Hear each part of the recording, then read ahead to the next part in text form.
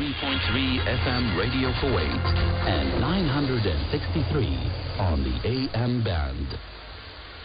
It is now 9:30 a.m. in the state of Kuwait.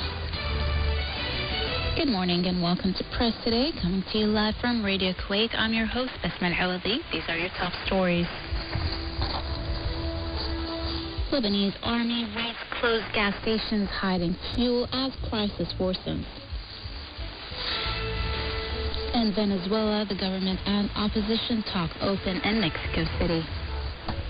U.S. government warns fresh COVID-19 restrictions could spark violent attacks.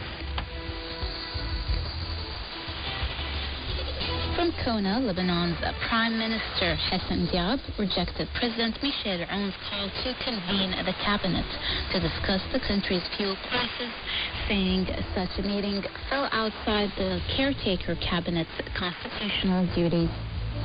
Meanwhile, Lebanese army began raiding closed gas stations that have been hiding fuel and confiscated stored canisters to redistribute gas to residents themselves.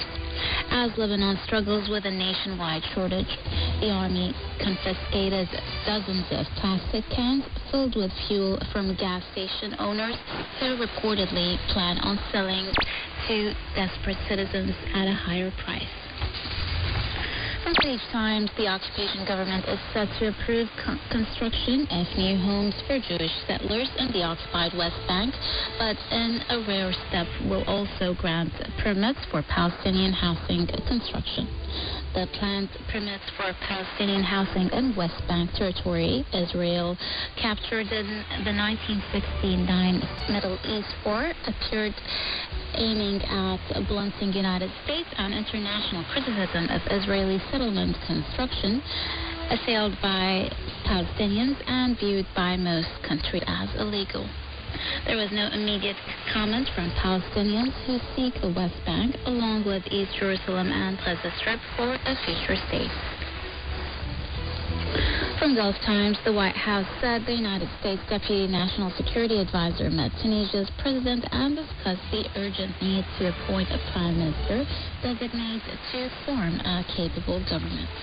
The White House added that the advisor, Jonathan Feiner, delivered a message to President Qais Said from U.S. President Joe Biden, reaffirming his personal support and that of the Biden-Harris administration for the Tunisian people and urging a swift return to the path of Tunisia's parliamentary democracy.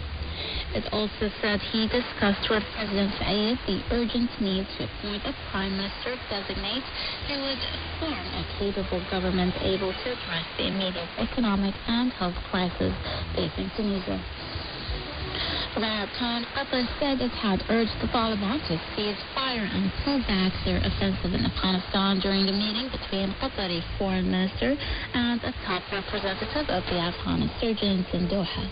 The Qatari foreign minister said in a statement, Foreign Minister Mohammed bin Abdulrahman Al Thani met the head of the Taliban's political bureau, Mullah Abdul Ghani Baradar, to follow up on key talks hosted by Gulf country.